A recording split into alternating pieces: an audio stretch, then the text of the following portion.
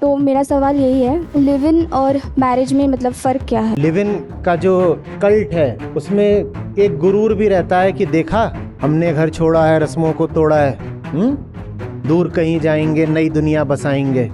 कोई sexually attractive है, इस आधार पर उसकी संगति कर लेना बहुत घाटे का सौदा होगा। जो लोग बहुत लालायित हो रहे हैं जिंदगी में किसी को लाने के लिए, मौसम जवान है, उनसे कह रहा हूं, किसी को भी जिंदगी में लाने से पहले फिर चाहे वो मैरिज हो, चाहे लिव इन हो, चाहे कुछ भी हो। प्रणाम आचार्य जी। आचार्य जी, मेरा सवाल लिव इन रिलेशनशिप को लेकर है। जैसे कि मेरा एक दोस्त है, वह भी लिव इन में है। तो हमारे जनरेशन में ये तो बहुत नॉर्मल सी चीज़ है कि अगर एक दूसरे को दोनों पसंद कर रहे हैं तो साथ में है। अगर ये मैं समाज की दृष्टि में देखूं तो ये बहुत गंदी चीज़ है। समाज तो मतलब शादी को तो अप्रूवल देते हैं कि ये अच्छी चीज़ है। जब कोई शादी कर लेते तो बहुत आते हैं तोहफा, लेकिन जब बात लिव इन का होता है तो ये बहुत बड़ी बात हो जाती है। तो मेरा सवाल यही है कि लिव इन और मैरिज में मतलब फ़र्क क्या है?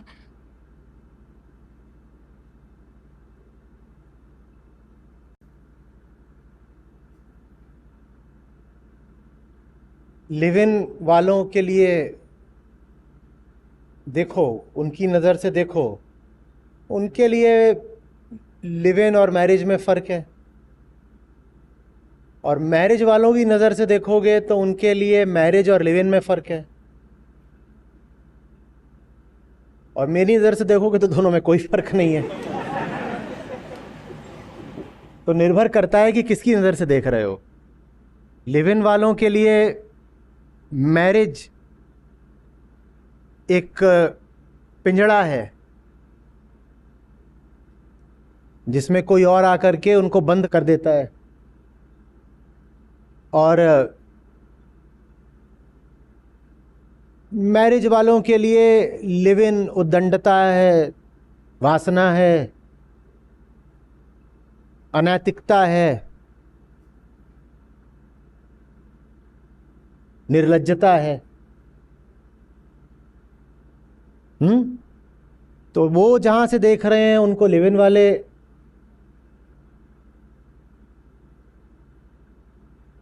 बड़े अमान्य लगेंगे, और लिव इन वाले जहां से देख रहे हैं उनको मैरिज वाले अस्वीकार्य लगेंगे।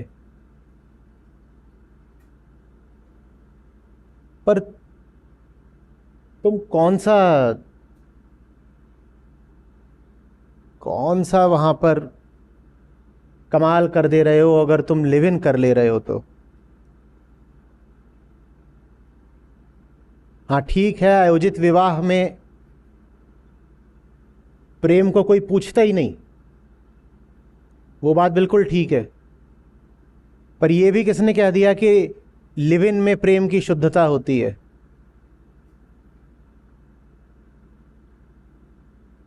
और लिव इन का जो जो कल्ट है उसमें डर भले ही हो,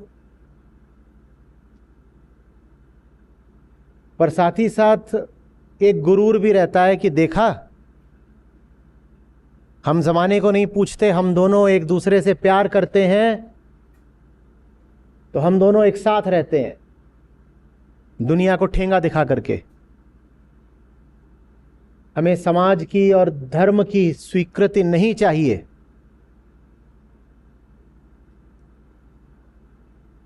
हमने घर छोड़ा है, रस्मों को तोड़ा है, दूर कहीं जाएंगे, नई दुनिया बसाएंगे। तुम कोई नई दुनिया नहीं बसा रहे हो, तुम्हारी हरकतें भी पुरानी दुनिया का ही विस्तार हैं।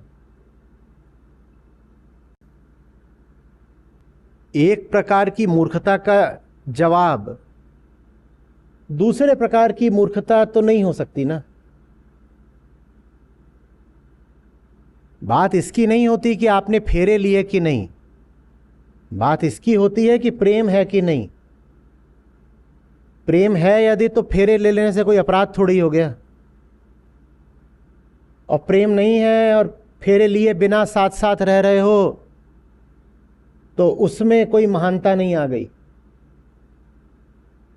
और प्रेम ऐसे ही नहीं आ जाता कि कॉलेज में आ गए लड़का लड़की तो अब उनमें प्रेम पैदा हो गया।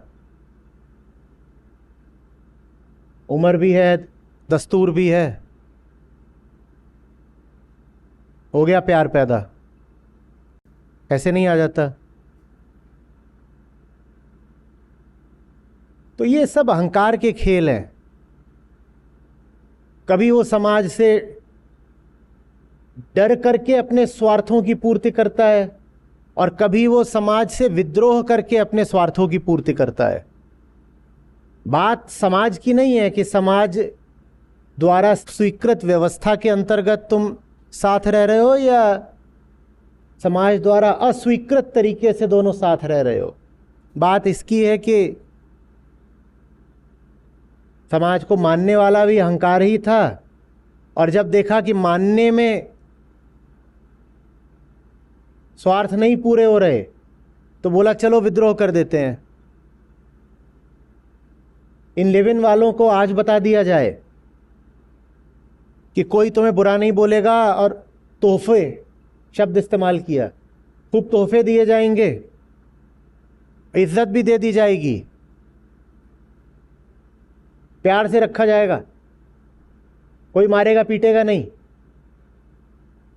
तो 100 में से 90 लिव इन वाले आज शादी कर लें, हाँ या ना? लिव इन वालों को बता दिया जाए कि जाति वगैरह पर कोई आपत्ति नहीं करेगा, दहेज वगैरह का नाटक नहीं किया जाएगा, कोई तुमसे सवाल नहीं पूछेगा, कोई नहीं पूछेगा कि इतने दिनों में सेक्स किया कि नहीं, वर्जिन हो कि नहीं, कोई कुछ नहीं पूछेगा। घर आओ, हम तुमको बहुत सारा रुपया पैसा भी देंगे, इज्जत भी देंगे, अब विधिवत विवाह कर लो। तो 100 में से 90 लिव इन वाले कूद के पहुंच जाएंगे विवाह करने। उन्हें विवाह से कोई आपत्ति थोड़ी थी, स्वार्थ नहीं पूरे हो रहे थे इस बात से आपत्ति थी। स्वार्थ पूरे हो रहे हो तो अहंकार समाज के साथ चल लेता है, स्वार्थ पूरे ना हो रहे हो तो अहंकार समाज से विद्रोह कर देता है।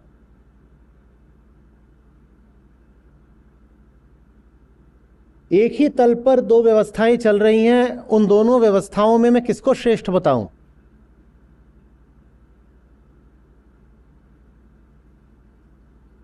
एक डरा हुआ आदमी है,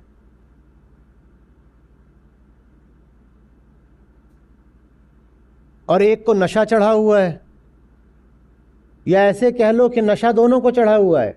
एक को डर का नशा चढ़ा है और एक को वासना का नशा चढ़ा है। जिसको डर का नशा चढ़ा है उसको धक्का मारा गया, चल शादी कर, उसने शादी कर ली। जिसको डर के नशे से ज्यादा वासना का नशा चढ़ा हुआ है उसको वासना ने धक्का मारा तो वो जाके लिव इन में रहने लगी।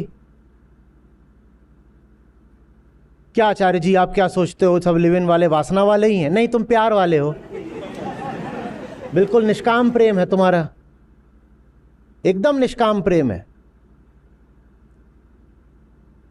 जितनी मार पिटाई और वारदातें और हिंसा गृहस्थों में होती है, विवाहितों में, उतनी ही या उससे ज्यादा लिव इन वालों में होती है।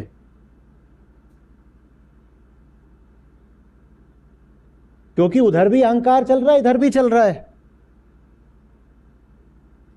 हत्याएं भी हो जाती हैं लिव इन में कई बार, ठीक वैसे जैसे शादीशुदा लोग हत्या कर देते हैं अपने पति पत्नी की, कई बार वैसे ही लिव इन वाले भी कर देते हैं।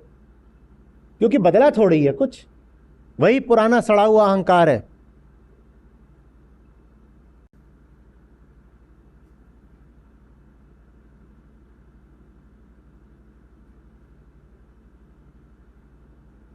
बात यह नहीं है कि विवाह है या लिव इन है, बात यह है कि समझ है कि नहीं है और प्रेम है कि नहीं है। सवाल यह होता है।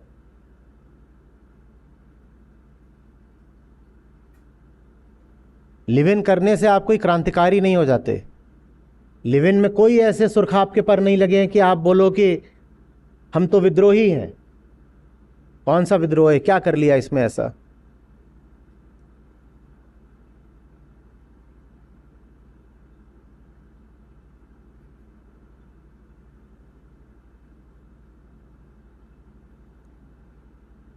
जिंदगी में हर तरीके से तुम बिल्कुल गिरे हुए इंसान हो, लिव इन करने से तुम महान हो जाओगे। लिव इन में रह रहा हो जोड़ा, उसको बुलाओ, उसको बस इतना ही पूछ लो कि भारत के कितने पड़ोसी देश हैं, उसको यही ना पता हो। उससे धर्म, चिकित्सा, विज्ञान, दर्शन, किसी क्षेत्र में कुछ पूछ लो, उसे कुछ नहीं पता। चलो ये तो बाहरी बातें हो गई, भीतर उसके डर भरा हुआ है, अंधविश्वास भरा हुआ है, भीतर उसके 100 तरह के वहम हैं, ईर्ष्या है।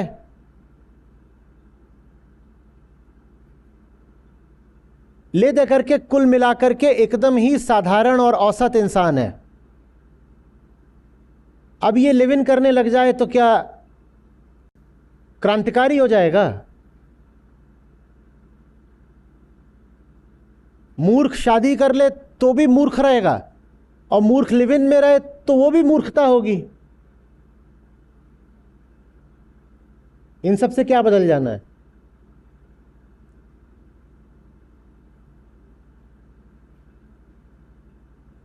और जो जगने लगा है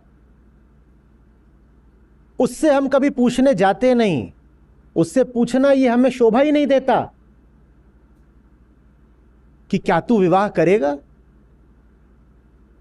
या तू किसी महिला या पुरुष की संगति में बिना विवाह के रहेगा। यह अशोभनीय प्रश्न है किसी बुद्ध से पूछने के लिए। आपके द्वार बुद्ध आए और आप जाकर के उनसे पूछें अपने वैवाहिक जीवन के बारे में कुछ बताइए। जब से पत्नी को पीछे छोड़ के गए थे जंगल में कुछ हुआ क्या?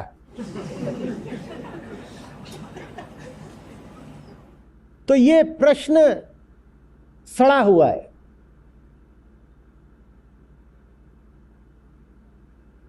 प्रश्न तो सिर्फ एक असली है, बुद्धत्व माने क्या? उनसे उनके बारे में पूछो तो बस इतना ही पूछो, आप सचमुच बुद्ध हैं ना, बस इतना ही। और यदि वो सचमुच बुद्ध हैं तो फिर विवाह करें कि ना करें ये प्रकृति की बात है, उनकी मौज की बात है। और करें कि ना करें बात एक बराबर है, ये उनके ऊपर है। करना होगा तो करेंगे, नहीं करना होगा तो नहीं करेंगे। हो सकता है कभी करें कभी ना करें, हो सकता है एक बुद्ध करे दूसरा ना करे, कुछ भी हो सकता है। ये सवाल ही पूछने जैसा नहीं है।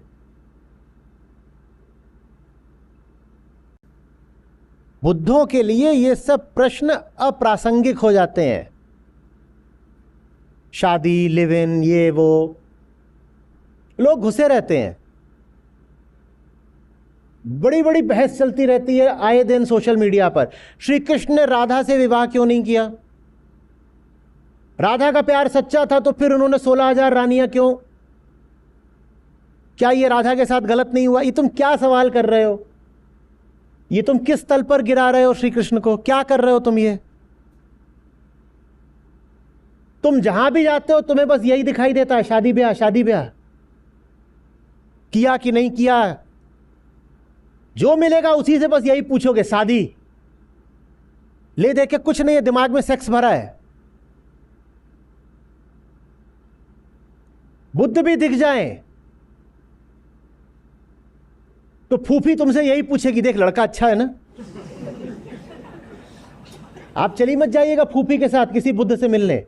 वो बुद्ध को देखेंगी, ऐसे ऐसे नजरों से तोलेंगी, तराशेंगी और ऐसे कुहनी मारेंगी, कहेंगी बात आगे बढ़ाऊं। उनके लिए बुद्ध भी बस विवाह की वस्तु है।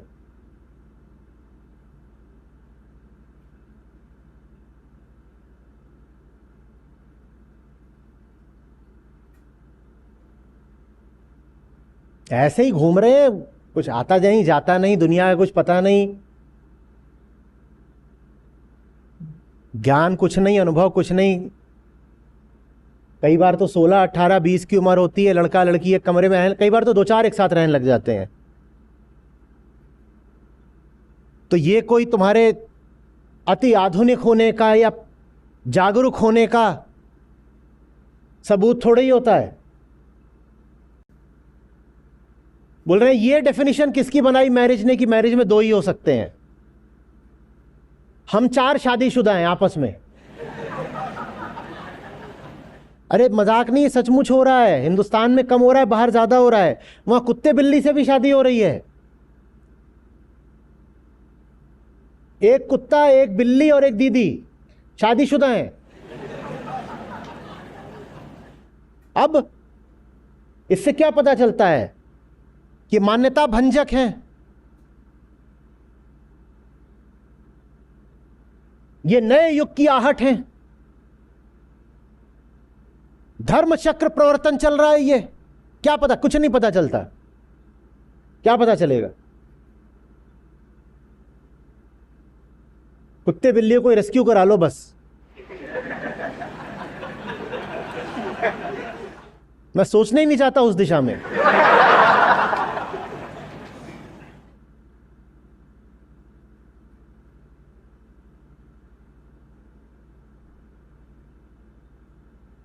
असली बात है कि इंसान बने कि नहीं बने भीतर से। इंसान बन जाओ, उसके बाद जो करोगे सब ठीक होगा। पर इंसान बने बिना घुस गए हो लिव इन में, तो कल क्या कर रहे हो वहां पर? कहीं जा करके कुछ नहीं है, वही पुराना कुत्ते बिल्ली का खेल खेल रहे हो। और क्या कर रहे हो?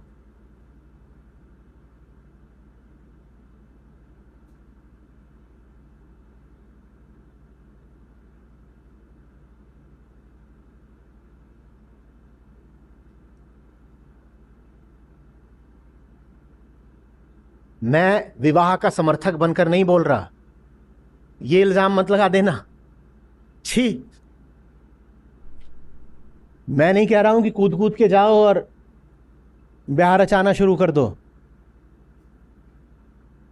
तुम ब्याह करो कि नहीं करो, मुझे धेले का फर्क नहीं पड़ता। मेरा रिश्ता गीता से है। मैं ज्ञान की बात कर रहा हूं। जिंदगी में उसको आने दो पहले।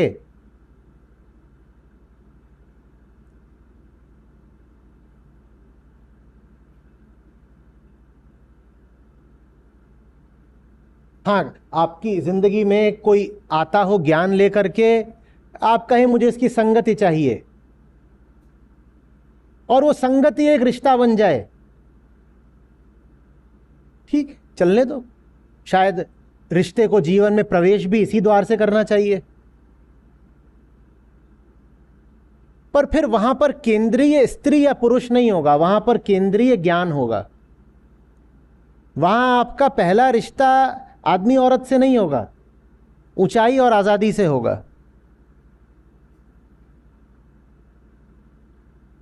तुम मेरी जिंदगी में इसीलिए हो क्योंकि तुम मेरे लिए आजादी लेकर आए हो, ठीक। अब हमारा साथ हो गया, संगत बन गई, अब ये अच्छी बात है, बढ़िया है। और तभी तक रहोगे भी जिंदगी में जब तक मेरे लिए मुक्ति के वाहक रहोगे। जिस दिन तुम मेरे लिए बंधन बनने लगे, चल फुट,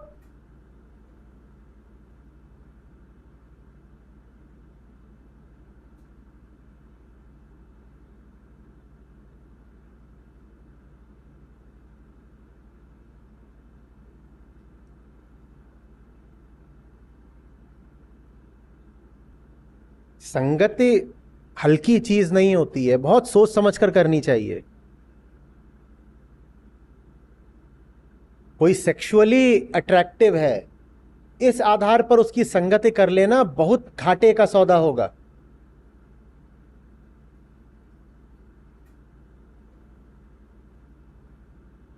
मेरे बताने की बात नहीं है, आप जानते हो ना। कौन कौन जानता है?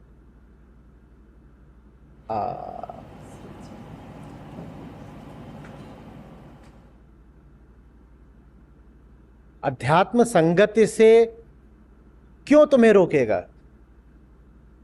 जीव हो तो संगति करोगे ही। प्रकृति में सब तत्व एक दूसरे के साथ चलते हैं। कोई नहीं कहने जाता कि तुम अत्याज्य हो, अस्पर्श्य हो। ये कलम है, ये इस कागज की संगत कर रही है, ये द्रव्य है, ये इस मग की संगत कर रहा है, कर रहे हैं सब। संगति पर कोई वर्जना नहीं है, पर संगति का आधार ठीक रखो ना। एक आधार ये है कि समाज कह रहा है कि जाओ और फेरे ले लो, तो संगति बना ली। एक आधार ये है कि शरीर कह रहा है कि अब हार्मोन उबल रहे हैं, तो जाके कोई लड़की लड़का खोज लाओ, तो संगति बना ली। ये सब बहुत फिजूल आधार है। हाँ बिल्कुल, संभावना यही होती है, तुम लड़की हो, तुम्हारे जीवन में कोई लड़का आएगा, पर किस आधार पर आ रहा है? वो आधार ही सब कुछ है।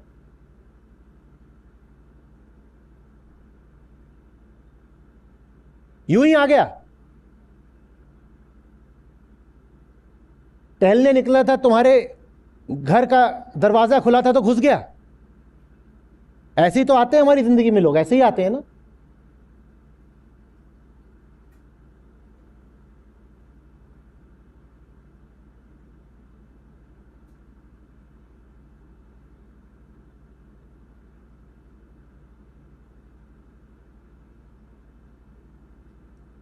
और आप किसकी संगति कर रहे हो, इससे आपकी जिंदगी तय हो जानी है, अच्छे समझ लो।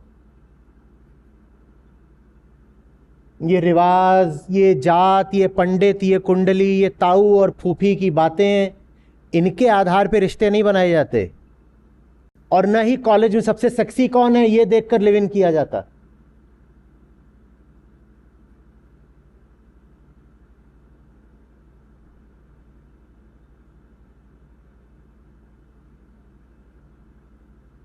अर्जुन को किसने बचा रखा है?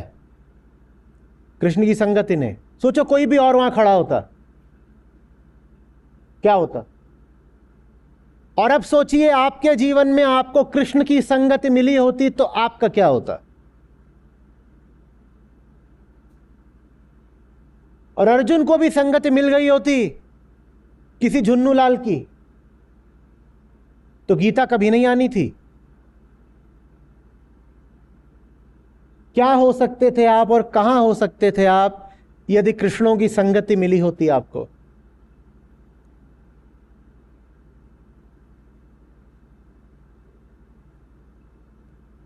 कृष्ण जीवन की कीमत पर भी मिले तो उनके पांव पकड़कर उनको जीवन में लाओ,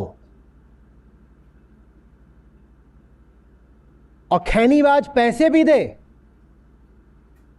तो भी उसको मार भगाओ। हमने जिंदगी में किसको भर रखा है? झुन्नू लाल खैनीबाज को।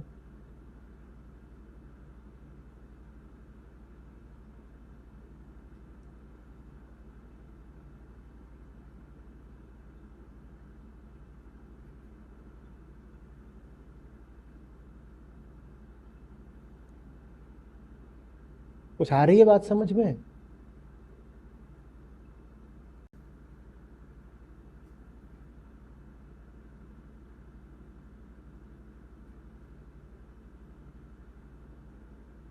आजादी माने ये नहीं होता कि यही तो फ्रीडम है, आज इसके साथ लिव इन करते हैं, 2 महीने बाद उसके साथ लिव इन करेंगे। ये कौन सी आजादी है? और इसकी जो विपरीत चीज है वो भी कौन सी आजादी है कि अब हम जीवन भर बंध गए हैं एक के साथ, भले ही वो कोई भी हो।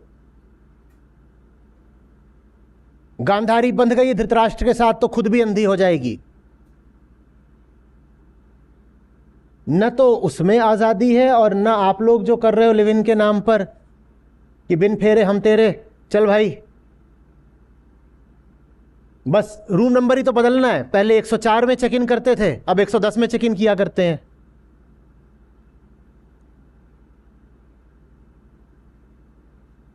उसमें भी कोई आजादी नहीं है। भीतर जब तक अज्ञान है उच्छृंखलता हो सकती है, आजादी नहीं हो सकती।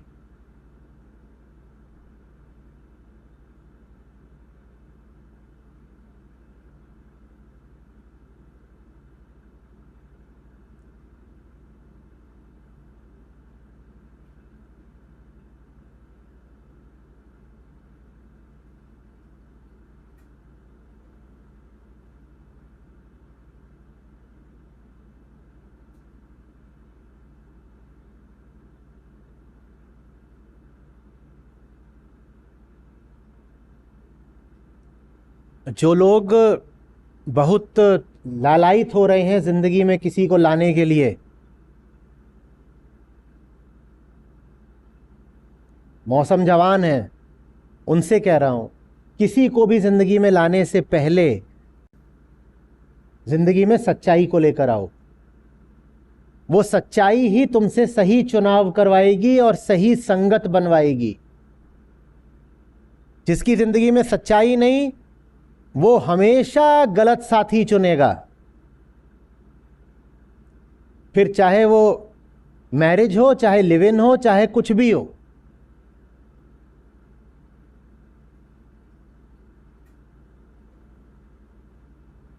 यही बात उनसे कहूंगा जो जिंदगी में बच्चे लाने की अवस्था में हैं या योजना बना रहे हैं। दुनिया में बच्चे को लाने से पहले अपनी जिंदगी में सच्चाई लेकर आओ।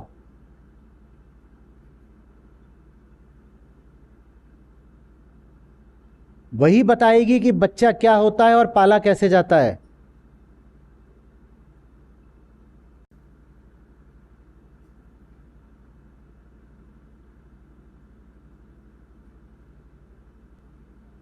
बैठिए।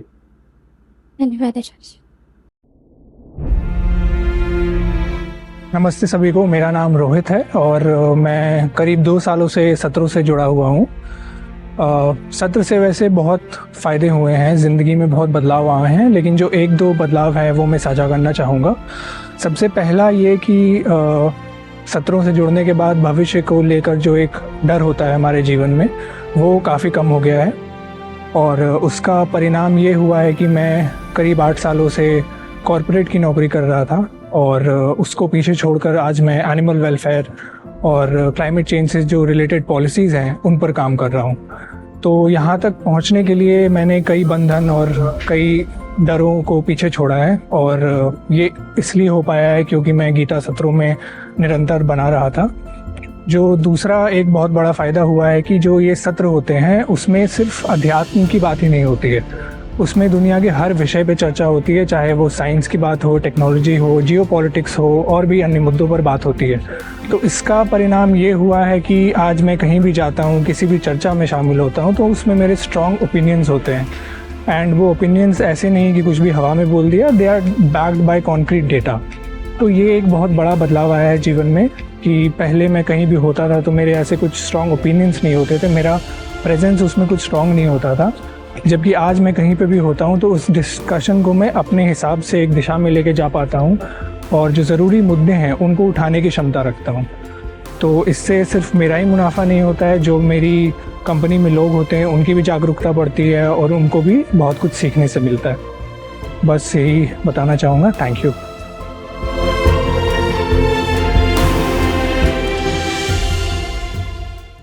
आपको खुशी होगी इस नाते जो हमारी अपनी ऐप है जिसमें हमारे गीता और बाकी सब कार्यक्रम चलते हैं, यहाँ पर बुद्ध हैं, गीता है, उपनिषद हैं, अष्टावक्र हैं। ये मुझे मिले, मेरी ज़िंदगी बदली, ये तुम्हें मिलेंगे, तुम्हारी ज़िंदगी भी बदलेगी। सच पूछिए तो मतलब लाखों नहीं तो कम से कम हज़ारों ज़िंदगियाँ तो हैं जो बिल्कुल बदली हैं।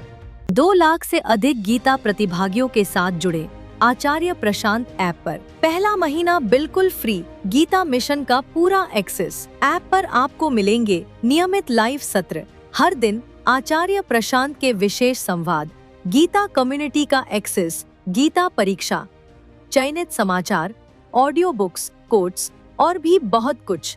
गूगल प्ले स्टोर या एप्पल ऐप स्टोर पर आचार्य प्रशांत सर्च करें और अभी डाउनलोड करें।